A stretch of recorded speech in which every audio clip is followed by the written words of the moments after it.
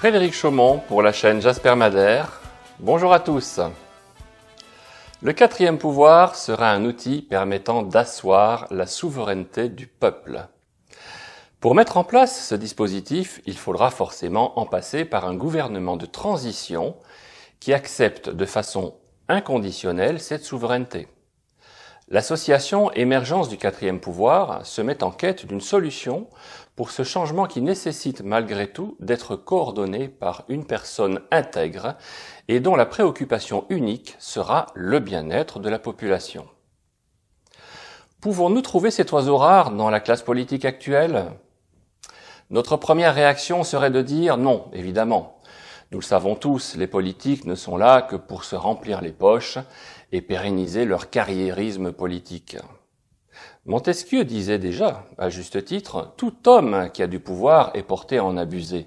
C'est la nature humaine, rien ne peut changer ça. » Pourtant, certaines personnes bien intentionnées et saines d'esprit semblent vouloir le bien du peuple de façon tout à fait désintéressée.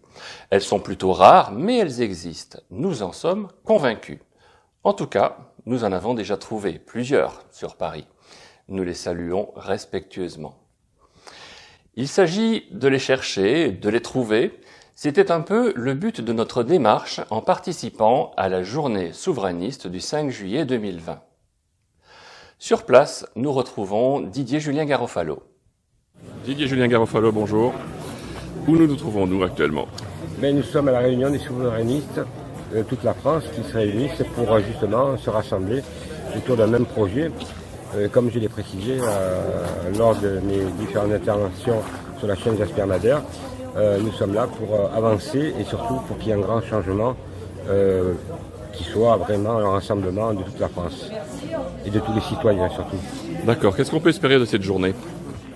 Écoutez, déjà c'est des prises de contact, comme je l'ai déjà dit, et surtout voir le programme et qu'après nous puissions en référer à tous les gens qui sont au quatrième pouvoir. C'est qui est pour nous indispensable de rapporter exactement la journée qui s'est passée, si elle a été positive ou négative.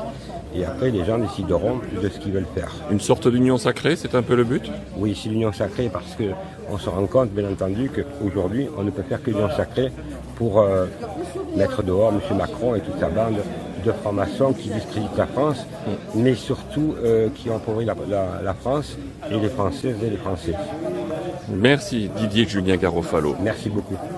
Grâce à cette journée, nous avons pu amorcer un dialogue enrichissant avec messieurs Nicolas Dupont-Aignan et Florian Philippot. Valideront-ils cette idée d'un quatrième pouvoir ? Cela reste à espérer.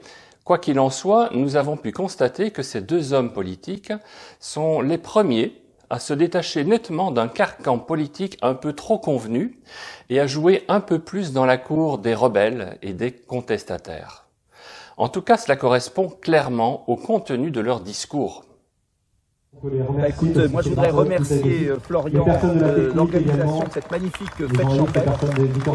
Ce que je veux dire très clairement, c'est comment convaincre les Français de changer de cap, de battre Macron, de rétablir l'indépendance de la France, si les souverainistes sont dans des chapelles, ou parce qu'il y a des nuances, ils ne se parleraient pas, ils ne travailleraient pas ensemble. On ne peut pas convaincre les Français si on n'est pas capable de se rassembler nous-mêmes. Et quand je me suis baladé avec les adhérents, j'ai découvert qu'il y avait beaucoup de gens de Debout la France. Parfois ils m'ont dit on a les deux cartes.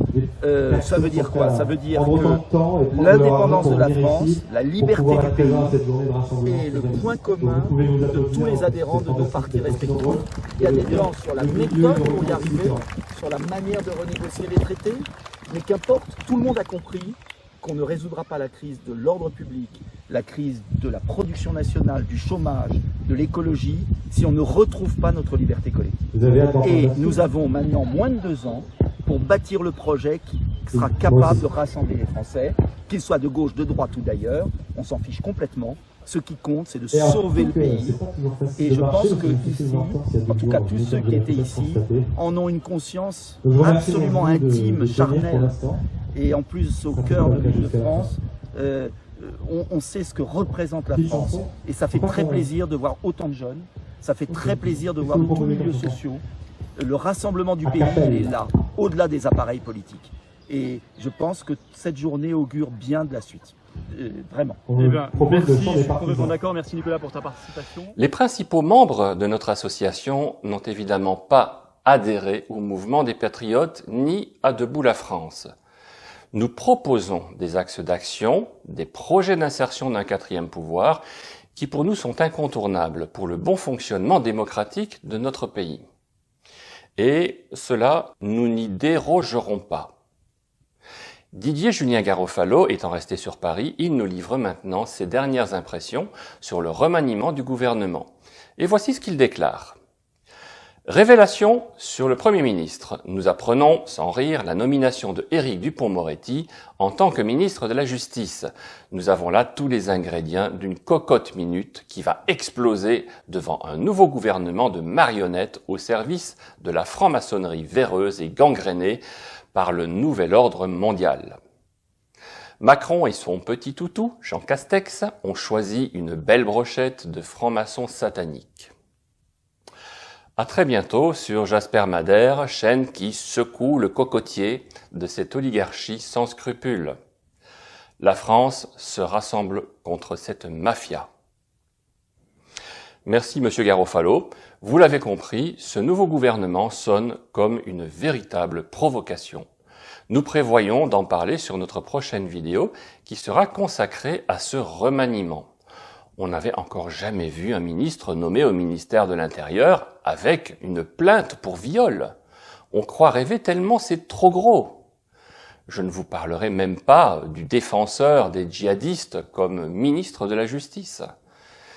Nous approfondirons ce sujet, c'est promis. Dans l'immédiat, le plus urgent est de tout faire pour que très vite le quatrième pouvoir puisse imposer sa souveraineté populaire, car notre vie nous appartient.